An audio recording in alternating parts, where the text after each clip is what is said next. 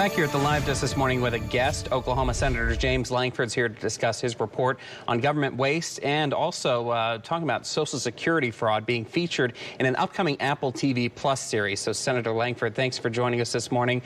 First up here, country's got a lot of debt here. You do this government waste report. What are you identifying this time around? So we have $30 trillion in debt, and for whatever reason, it seems like the country, and definitely Washington, D.C., just seems to be able to be moving on with a yawn on this as debt continues to accelerate. So I put out this report every year to remind everyone in Washington, D.C., this is where we are. This is the status of the Social Security Fund, Medicare Fund, of the Highway Trust Fund. And I'll walk through in this edition a question that a lot of people have asked me lately. That's, where does all this money come from? It seems like there seems to be endless spending. And so I try to identify, where is all of our debt actually to? How does this actually occur? And then I identify some of the areas that I see that show that Washington, D.C. is not serious about dealing with debt by some of the crazy spending that's happening. What are some of the big ones that you're just reading through that you're like, why are we spending on this?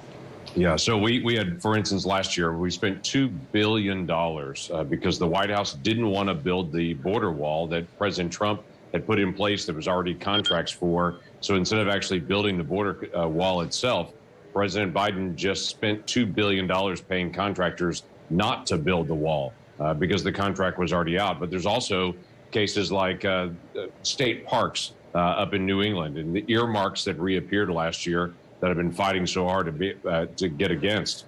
We had a swimming pool in Rhode Island that was done with state dollars.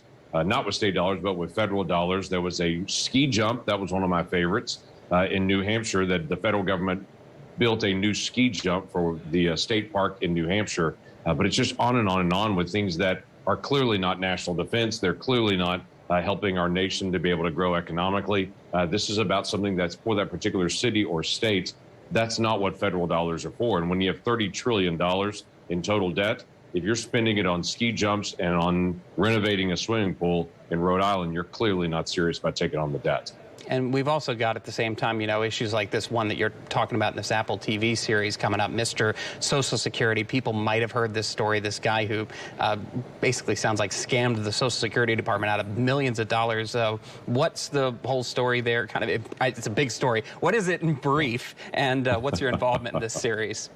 I'll give you a brief highlight on it. This is something actually Dr. Tom Coburn started years ago and I picked up and was able to finish this out. This is an attorney named Eric Kahn. Of all names for a scam artist, his name really is Kahn. So Mr. Eric Kahn was working with a judge inside Social Security in West Virginia. In that particular location, they were actually getting people on Social Security disability by coming to this lawyer.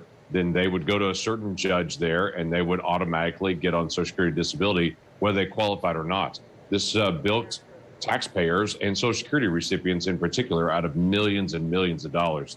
This was a long-term investigation and a push to actually get prosecution. For whatever reason, the U.S. attorneys in that area chose not to be able to prosecute him. So we literally had to work the entire region in the Department of Justice to get a prosecution and to try to get taxpayers' dollars back again. And Apple TV has then now highlighted that and looked at it to say, this is what's really going on behind the system, something we've been pounding on for a long time.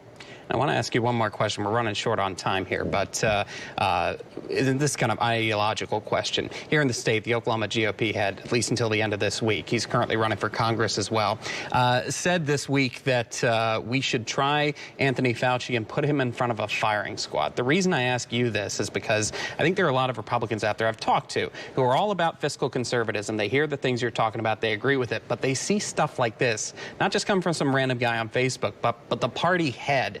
And this is becoming more and more of a national discussion. And there are people that are like, I like the fiscal responsibility stuff, but this is extreme and it's going a bit much. What would be your response to those Republicans who are thinking that the party's drifting in a very kind of scary direction in some sense? Yep. For whatever reason, there are some people that evaluate conservatism based on volume. If you're really loud, if you're really angry, then you're a true conservative. I just don't agree. I don't think anger makes you a conservative. I think policy and ideas and who you are and your beliefs and living those things out, that actually brings what true conservatism is. So again, part of this is the national media and Facebook and everybody else loves the most angry, most vehement arguments on this. So in some ways, everything gets highlighted when you do that. So people do it more because they get media attention on it. The problem is it doesn't help our country get better on this. So I go back to a principle that Paul wrote in Romans chapter 12. I'm not going to try to overcome wickedness with wickedness. I'm going to try to overcome wickedness with good and try to be able to win the day in the argument, because I think that actually helps people long term. All right, Senator Lankford, thank you very much for joining us this morning.